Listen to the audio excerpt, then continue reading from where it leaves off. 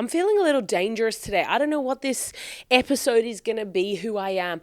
I've got a brown red eye crayon on my eyeballs and I'm feeling like a slut. I'm feeling absolutely empowered. I've got a nude lip. I've got a fresh haircut. I don't know. I don't know what you're going to get from me, and I'm not going to apologize. That's the kind of person that, like, it's going to be bad. You're going to get stuff where you're going to be like, what the hell? I don't think she should say that. Well, you know what? Tell that to Ash, who cut my hair. Tell that to Frankie, who recommended my eye makeup. Tell that to whoever gave me a nude and told me to get rid of my already tiny lips. I have had a week of severe intrusive thoughts about how small my mouth is. What can you do when those things strike? You know, if it's not being fat, it's the crease between my eyebrows. If it's not having a small mouth, it's, you know, having an ugly toe. What can you do? We must find things to be insecure about to pass the time. What else do you spend your nights and days on? If not something to hyperfixate on that you ultimately cannot fix. And yes, I could fix my lips. Well, I don't think you can fix the size of the smile. And this is the problem. We can get a man to the moon. We can get plants growing on Mars. I don't think that's true. I think that's what they need to get us to Mars. But we can't do a mouth bigger operation. Unless they would just slit the sides and kind of like carve out. But then, you know, the lip skin is different to the cheek skin. And my auntie spent 25 minutes describing leg lengthening surgery to me yesterday, telling you can add 6 inches, all this stuff. I'm like, I'm just trying to eat a schnitzel and rice. Why the hell are we talking about leg lengthening surgery? God bless the short kings who put themselves through that. Apparently it's $100,000. If you told me you could give me a new mouth that is bigger, See, now, I don't think if I got injections in my lip, if I did the lip flip, I don't think that, what are you talking about? Let's get into the episode. Breathe in. Welcome to What the Fuchs with Jess Fuchs. Now breathe out. And scream. Because here's what's pissed Jess off this week. I have been thinking about the size of my mouth. Is it big? Can it fit a lot in it? For sure. I can eat fistfuls of popcorn like it's my fucking job. And actually, no, that's when people say they can do something like it's their job. You hate your job. We all hate our jobs. That's not a good comparison. I can eat fistfuls of popcorn like I'm on fucking holiday, like it is my favorite thing to do. So it's more the size of my smile, but perhaps that is proportional to my skin, my face shape. Like if I was to like get really gaunt, perhaps like my lips, my mouth would look bigger by comparison. I just think I don't have a big size mouth. One time I was so convinced I had a brain tumor. Maybe I've already told you guys this. I was so convinced I had a brain tumor that I got a full body brain scan, like a brain scan. And God damn if my fucking bone structure isn't snatched to high heaven. If I'd made some different choices in my life, you'd be looking at a different woman. Anyway, the long and the short of what I want to discuss today is social media etiquette, because I've been thinking a lot about social media this week for a number of reasons. One, I had a video go a little bit viral on Instagram, and the outcome of that is then all of a sudden your profile is obviously viewed by a lot more people. Now, this video was silly. It's literally just like me doing crowd work at one of my shows. I pick out a slip from the bowl, and the prompt was something about like, I can't remember what the exact prompt was, but the response it garnered was, men should start in prison and work their way out. And then I riff a little bit to the premise, to their idea, whatever. And then I speak to a man in the crowd and I say, how would you get out of prison? And he just says, get flowers. And then he and I make fun of him a little bit. And then I think in real time, I move on from that. But the TikTok video, the Instagram video, it's short. It's like, I don't know, a minute. So I stop after I say, get flowers. Like that's your recommendation. Like flowers die. Then you go back to prison, whatever. Video's gone off. 90% of people who are liking, commenting, whatever, are women. to be expected. And then you get your 10% of people being like, well, I got one comment was like, everyone's behavior is up to them. It's their responsibility how they behave. A man commenting this, and then he's like, kind of like your weight. And I was like, all right, cool. The fact that it's such low-hanging fruit for these losers to be like, and by the way, you're fat. It's like, sick, bro. Everyone's been telling me that. You think I haven't been told that a million times over? Go for something interesting. He didn't even comment, you're not funny. And that was kind of epic. I was kind of like, are you giving me a compliment? Oh my God. But it is so funny to me how fast, and I listen, I'm sure women do this too, but maybe they're just not as vocal in the comments. But it is really funny. Like, I can put anything up, and if a man doesn't like it, if it goes viral and a man doesn't like it, he will always comment on my looks. That is the default response. It is such a funny thing because it just shows you, one, how much that is all they value. Like, in a woman, like, in addition to you're not funny, you're fat, you're this, you're that. And it's like, okay, it's so boring. You know what, at this point, like, I would be happy to actually react or respond to anyone's comment if they just tried a little bit in like how to be insulting. You know, it's like, bro, 10 other guys have told me that this week. Are you saying fat? Like, mazel tov, congrats. You're so fucking brave for leaving another comment, you know, like, good on you. But anyway, but I don't even care about that. What I care about is, so obviously my profile, my Instagram was then having a lot more hits and stuff like that. So the day after, the video is still going viral. It's like popping off a lot. I go to the zoo with my sister, and later that night, I put a couple videos and pictures of like us at the zoo up. And one of the videos I put is we had gone to the seal feeding show. Now, my favorite animal is a seal. Frankie, my sister's kid, loves animals in general, though she was a bit stupid, I'm not going to lie to you. We would be walking between like one enclosure and another, and maybe it takes 2 minutes because it's like a big zoo. And she'd be like, I want to go to the zoo. We're like, honey, we're at the zoo. I want to go to the zoo. I'm like, look around you. There's free range peacocks. We're at the zoo. Where else are you finding peacocks on the loose? What do you shut up? Oh, and it's so hilly, and my sister's pregnant with twins, and so I'm pushing this bitch who's like, I want to go to the zoo. We are at the zoo. Anyway, so we sit at the seal feeding show, and she's stimming. She's so excited to be there, and it's like she's so young that she can't like really talk about like she speaks, but she, you know, she can't be like, this is fucking amazing. Like, imagine a 2.5-year-old being able to articulate themselves, being like, I'm just so pumped, like, this is amazing. But so she gets so excited. So anyway, she insists on holding my hand with one of her little hands and my sister's hand. So we're then on either side of her holding her hands. So she's like, ee! Right. So I take a little video being like, lol, we're holding her hands. Then later that night, I'm putting up videos and pictures of dumb shit, like whatever. And the videos and pictures are all comedic. It's not like a sincere, oh my God, the zoo, blah, blah, blah. Then I put up a video of her holding her hands, and I say she got so excited to see the seals that she insisted on holding both of our hands. And then in smaller font underneath, I say, this generation is so weak. Now, I get a message from some freak telling me that this is an incredibly disrespectful and triggering thing to upload, and what a horrible sentiment to put out into the world for a young child and for just people in general. She said, I am incredibly triggered by this.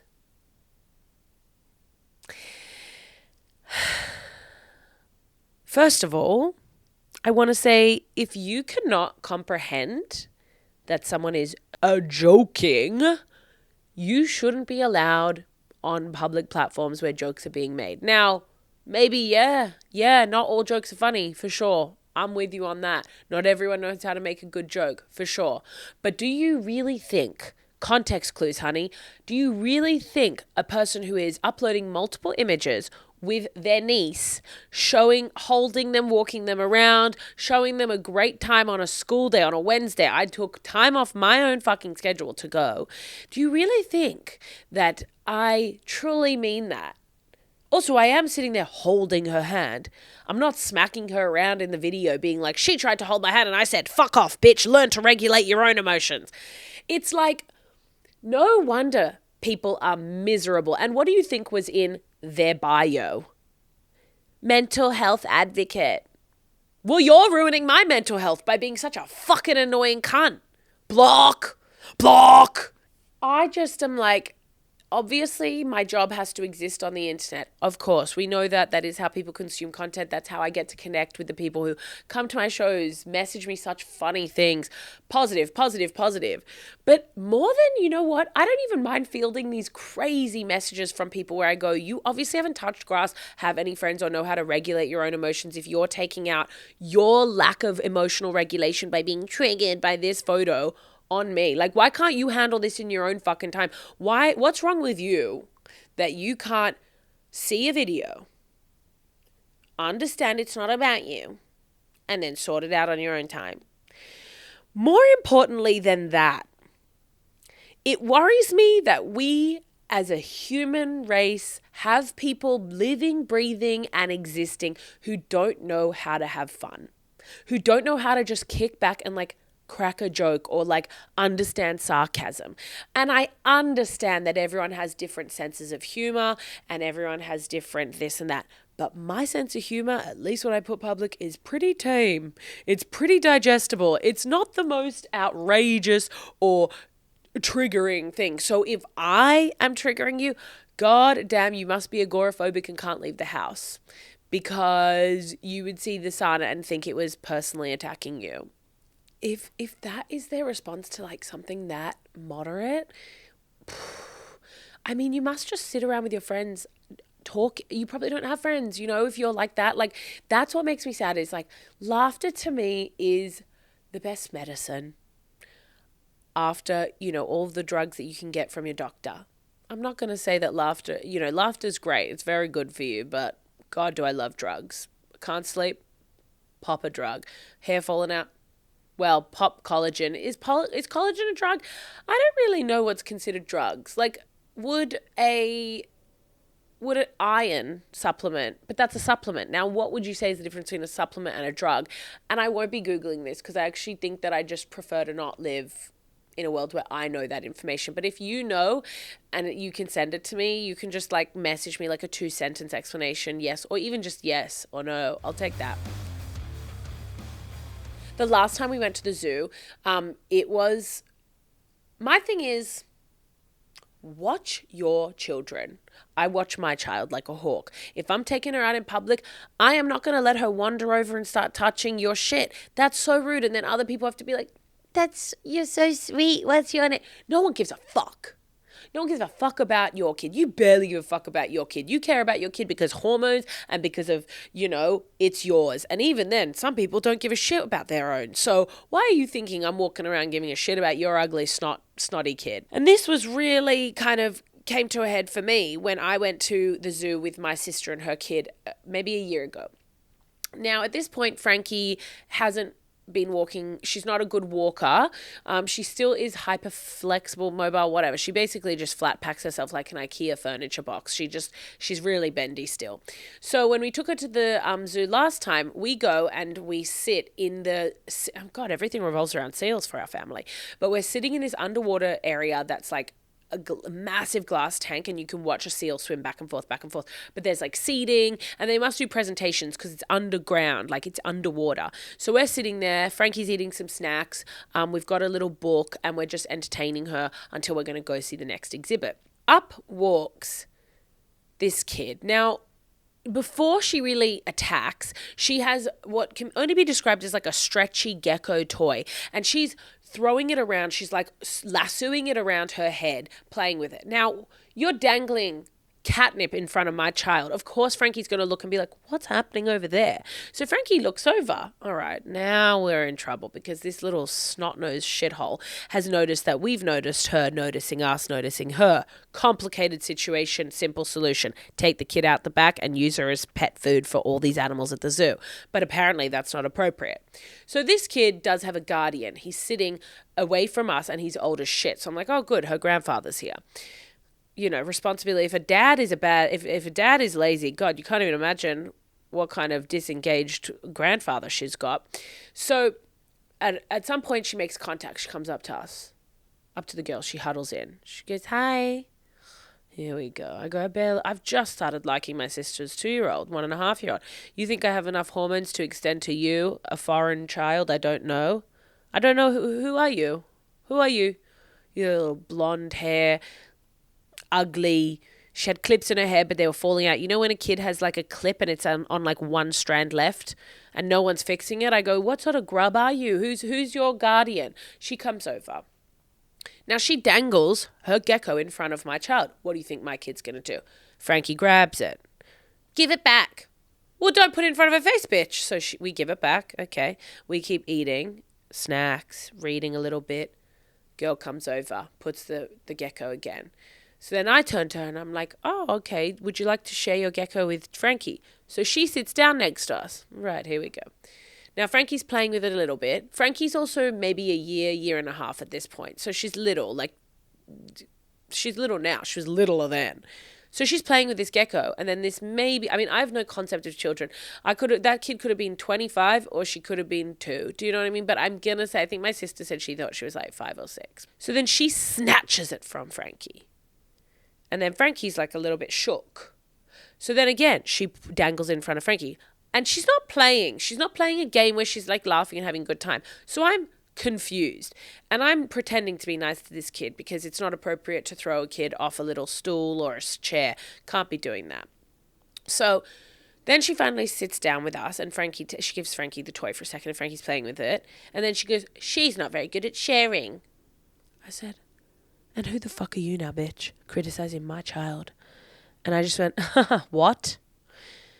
She also doesn't have any snacks. So then she starts asking if she can have some of our snacks. I said, are you without management? Who is caring for you on this day? I said, oh, who are you? Where is your parent? And she points to the oldest man I've ever seen. And she says, that's my dad. I say, well, no wonder you're a loser. You're coming from that sort of dusty sperm. Then we give her a little snack. And then she goes, can I read to her? So now you're disrupting playtime and relaxing time.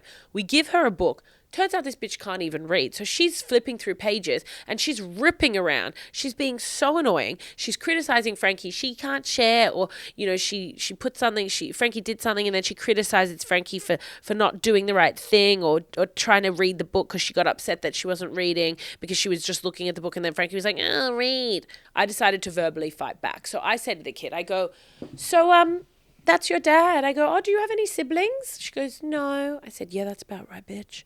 And she goes, I have a cat. I said, oh, of course you do. The worst child has the worst kind of house pet. That checks out. Yuck. I said, you only have a cat. That's pretty sad. That's pretty embarrassing. Yuck. Then I go to my sister. We do the sister telepathy thing where I look at her and I'm like, let's get the fuck out of here. I'm not paid to look after this ugly little kid. Let her geriatric dad take care of her. He's, mind you, sitting at the back of the room on his phone. Couldn't care less. Then we start packing up. She's like, where are you going? I said, none of your fucking business, bitch. I said, mind your business, bitch. I said, leave us alone, bitch. I said, you're disgusting, bitch. Ugh. We pack up.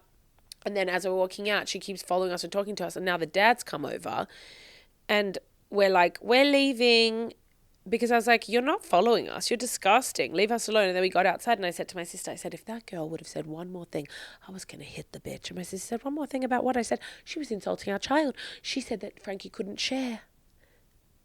She said that she wanted to read the book and then couldn't read. And my sister just laughed. I said, I was ready to scrappy-do fight this bitch. I was ready to punch her. I was ready to kick her. Where is your protective mother's instinct? Why am I more protective as an auntie than you are as a mother? And she told me that she's become more sympathetic ever since having a child. I said, I don't really give a shit about what's changed with you. I care about protecting the hearth, protecting the genetic pool. You want this stupid little bitch to fight our child? No. That was the last time I was at the zoo. And I'm surprised I was welcomed back because I was pretty aggressive about not wanting to be anywhere near this child. Her old dad took her home and God knows what. Peace be with them. I hope there's nothing but joy in their lives. But at the same time, with a bad vibe like that, I'm sure her life is going downhill and fast. The other thing, so I guess having that video go off this week, it's just really been making me reevaluate social media in general. And I did, I know that it's part of what I have to do on socials and with my career. So there's no worries there. But I did do a bit of a cull because I was thinking about close friends on social media, and then I was thinking about who I follow, and some people just post so much where I'm like, your life is not interesting enough to post this much. And perhaps for some of you, for some people in general, I fall in that category. And it is a matter of, it's subjective. We all follow people that we like, and we're like, oh, I want to see what you're up to every day because it's mildly interesting. And then we obviously all follow people that we go, oh, I couldn't care less. But as I went to kind of cull some of the people that I follow, I saw what I noticed in myself was an emotional reaction that is hard to articulate. There were some people that I was like, oh, I don't mind unfollowing you, the odd person here or there. Because there are kind of levels of people that I follow. There's obviously your top tier, your friends that you're engaging with every single day or you're seeing on there and you want to see what they're up to. Fine. They're in the clear. They're green for go. We keep them. And then you got your next level, the people you've met, whether it's through work or through social life, but people that you kind of know, and it's awkward if you were to unfollow because you'll probably see them again, even if you don't want to be following them. And then you kind of have those randoms that are 1 degree away who are almost, you're never going to see them again. You met them maybe one time in a bar or a club or at a party, and you have no understanding of who they are. I mean, they're the sort of people that you literally meet and follow each other for God knows what reason. But what I have noticed are these people are ride or die. They like every post. They'll do comments. They are incredibly generous with their likes. No one is more supportive on Instagram throwing a like or a comment than someone you met at 2 a.m. in a gay club that for some reason you decided to follow each other. And I do feel weird about unfollowing them because imagine them finding out. There is a man who I met, so about 6 months after COVID had wrapped up and everything was back to normal, I decided I'd been in Australia for 2.5 years. I didn't get to see any of my friends to say goodbye in America. So I was like, cool, I'm going to go for 6 months. I'm going to travel, see my friends, have a good time, stuff like that. I also tacked onto that a little bit of travel because even though when I was living in New York, like I was living in New York, which was awesome, I was working and living paycheck to paycheck. Like that shit was hard. Like I was making hardly any money. Like if I had to go to the doctor, which I did because I got a UTI that they thought was back pain, if you've listened to that episode, like that wiped my savings out. That was like $1,500. So that was it. Like I was working every single fucking day plus nights.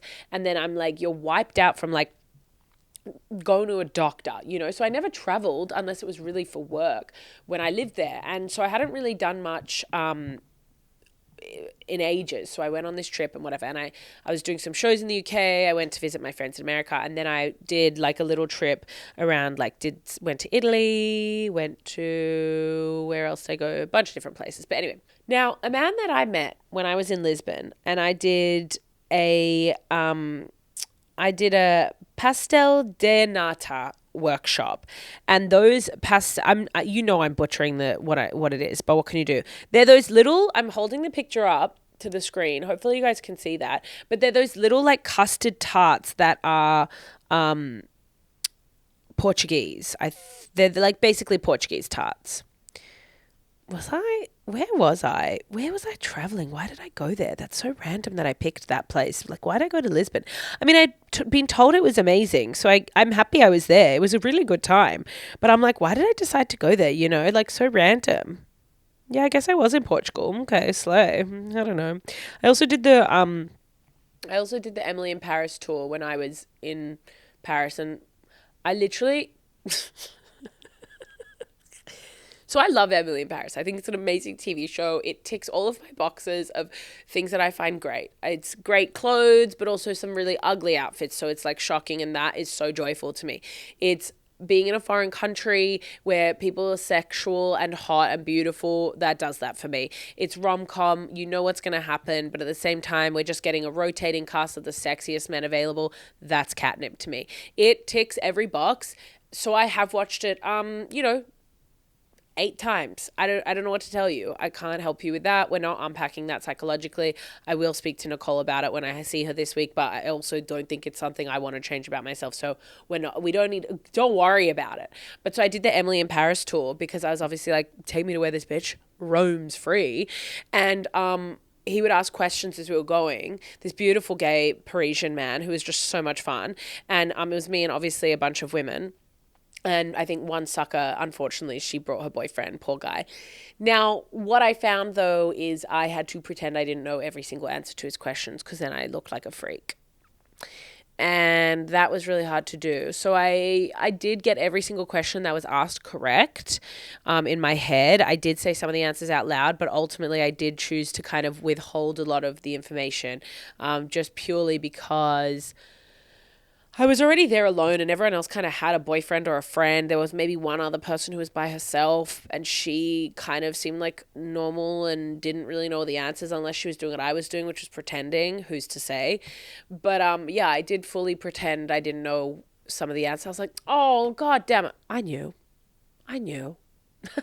Oh, I knew. But anyway, so when I was traveling, I started doing all these experiences because they were so funny. And like, I don't know, it just kind of was a fun way to say, I love being a tourist. Like, I know some people are like, oh my God, I don't want to do anything so tourist. Fuck you. I'm going to a city and I'm going to go see the Eiffel Tower. I'm going to go see the touristy neighborhoods. I'll also do the weird shit that's recommended to me by a local. But like, lock me when people are like, what should I do in New York? I'm like, go and see these things, go do the touristy thing. It sucks, you wait in line, but like, it is the touristy thing. And then you've said you've done it, you've seen the city, you do the other shit too. But anyway, when I was in Lisbon, I went and did a Portuguese tart making thing.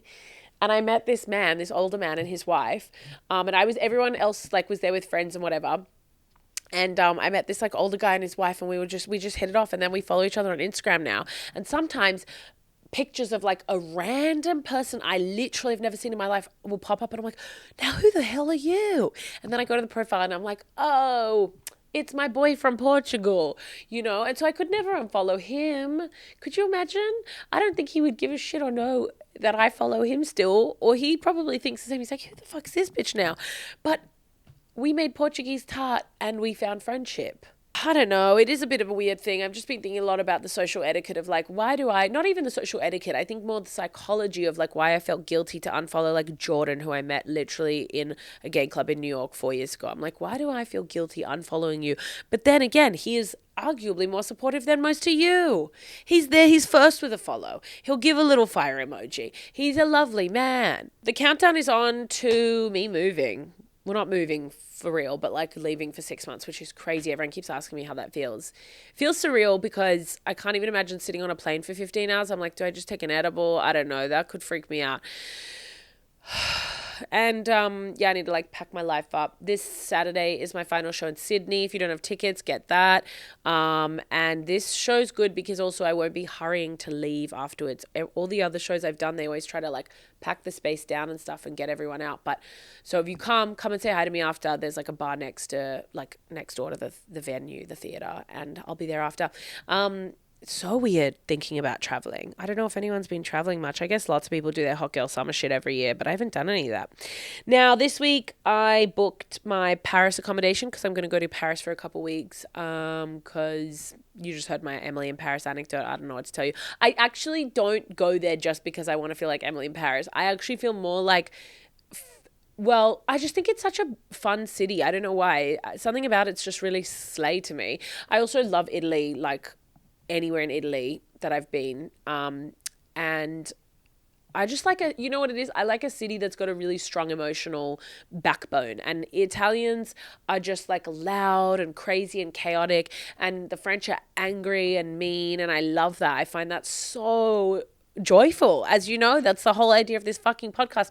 Can you imagine me outside the Champs-Elysees, I don't even know if I said that right, doing a podcast just with angry French people bothered by me by them? I can't wait. I'm going to keep doing the podcast when I travel, but I'll have different backdrops. So we've only got maybe 1 week left in this bad boy, on this bad boy couch. So I hope you're ready to see some sights and smells and other cities with me. Yeah, okay, I've got to go, but is there anything else I want to say? Oh, if you've got any travel, if you are in the UK, been to the UK, have any travel plans, tips, any recommendations, DM me. Restaurants, neighborhoods, places to go thrift shopping. I will also be in Paris. I will then also be in New York. Those are really the three main places. I'm not really going anywhere else because I'm just going for work to the UK, so I'm not like traveling. And then New York, I'm just going to a bunch of weddings, which will be cool.